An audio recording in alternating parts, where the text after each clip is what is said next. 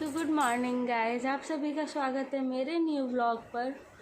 और सबसे पहले तो मैं आप सभी से सॉरी बोलना चाहूँगी, क्योंकि मैं डेली बोलती हूँ कि अब से रेगुलरली व्लॉग्स आएंगे, बट नहीं हो पा रहा। कुछ तो मेरे हेल्थ इशूज़ की वजह से और कुछ मेरी क्या बोलूँ, कुछ टेंशन्स की वजह से। तो टेंशन्स ऐसे देखी जाए तो मेरी कोई पर्सनल लाइफ में कोई ऐसी टेंशन नहीं चल रही है, कोई ऐसा इशू नहीं है, टच वुड। बट आसपास से ऐसी ऐसी खबरें सुनने को मिल रही है ना कि माइंड बहुत अपसेट है। और उनमें से जैसे मैं आपको बताती हूँ कि अभी कुछ दिन पहले, अभी 1 महीना भी नहीं हुआ, हमारी बुआ जी थी। तो बुआ जी का एक ही बेटा था, तो उसकी एकदम अचानक से सडन डेथ होना, एक तो वो थोड़ा सा इफ़ेक्ट किया। ऊपर से मतलब ऐसे ही कोई 24-25 साल का था बस, और कोई बीमारी नहीं, कुछ भी नहीं। सडन पता नहीं क्या अटैक हुआ या क्या हुआ, सडन डेथ हो गई। फिर उसके बाद मेरे मौसा जी एक्सपायर हो गए, 1 वीक बीता। तो मेरे मौसा जी भी कोई ऐसी अच्छी खासी एज लेकर नहीं, वो भी न्यूली मैरिड ही थे। उनकी 2 साल की बेटी है, वो एक्सपायर हो गए। फिर उसके बाद मेरे नाना जी एक्सपायर हो गए। उसके बाद फिर थोड़े दिन बीते, मेरे बाबा की तबीयत ख़राब हो गई। अभी फ़िलहाल वो सही है। और उसके बाद फिर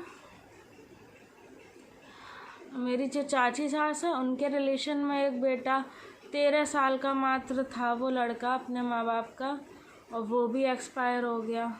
और ये सब कोई बड़े बड़े रीजंस की वजह से नहीं जा रहे हैं, सब ऐसे ही मतलब अचानक से कि हंसते खेलते चले गए।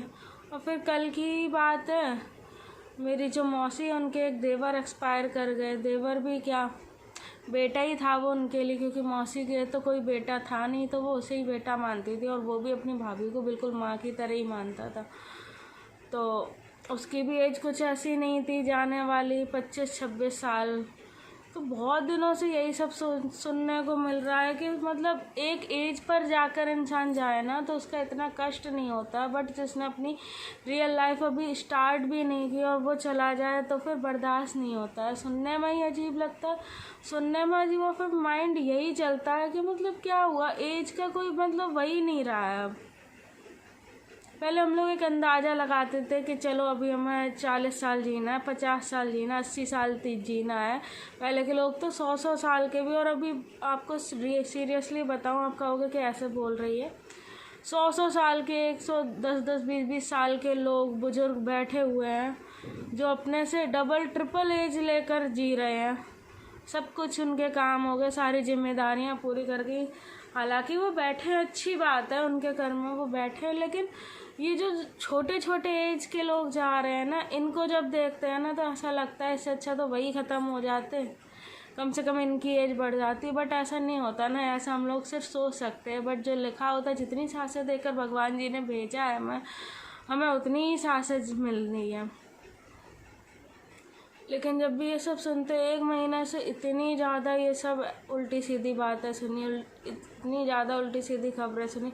सबके परिवार, बुआ जी का जो बेटा ख़त्म हुआ, उसका भी 1 साल का बेटा है, उसकी भी बीवी न्यू एज में ही है, छोटा सा ही था, ज़्यादा बड़ा नहीं था, जल्दी शादी हो गई थी। फिर उसके बाद ये 13 साल का लड़का एक ख़त्म। फिर उसके बाद मेरे मौसा जी एक्सपायर हुए, उनकी भी बेटी 2 साल की है, वो भी मौसी की कोई ज़्यादा खास एज नहीं थी।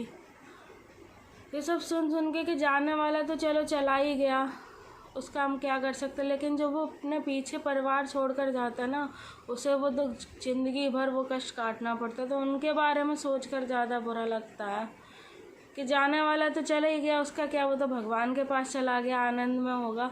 लेकिन जो उसके पीछे जो लोगों को छोड़ गया ना, वो जिस कष्ट से गुजर रहे हैं ना, वो अगर सोच लो ना, फील कर लो, हिम्मत नहीं होती बात भी करने की उनसे। कि मतलब समझ में नहीं आता कि उनके सामने जाकर उनसे क्या बोलो कि आप कैसे हो, कैसे होंगे।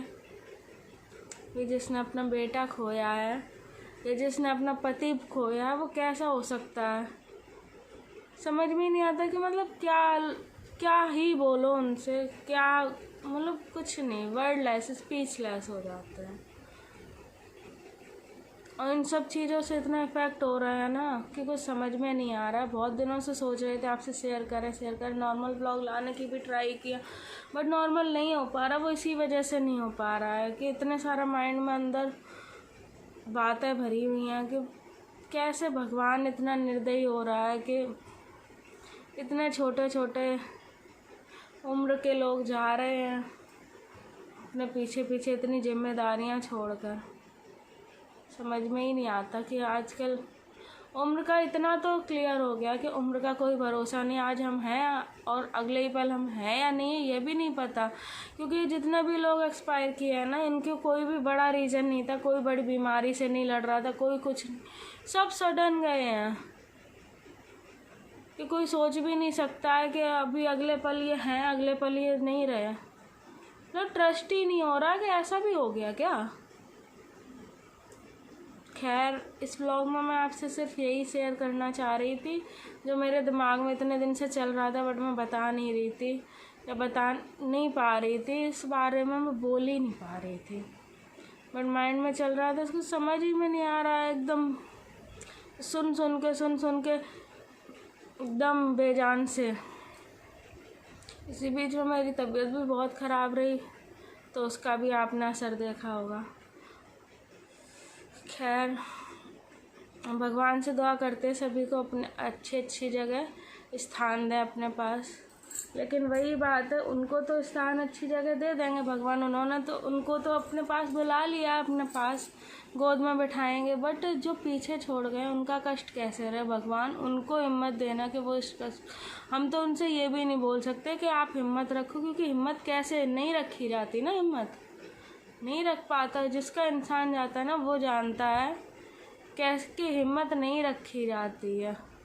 अंदर से एकदम कसक उठती है कि मुझे वो चाहिए, नहीं हो पाता। बट चलिए, फिर आशा करते हैं आप लोग भी अपनों के साथ अच्छे से रहें और जितना भी टाइम भगवान ने दिया शांति से गुजारें। आजकल कुछ नहीं रखा है इन सब चीज़ों में, किसी का कुछ भरोसा नहीं, कौन आज है कौन नहीं है। इसलिए आराम से शांति से रहो, प्यार से रहो, और कुछ नहीं कह सकते अभी हम। Thank you.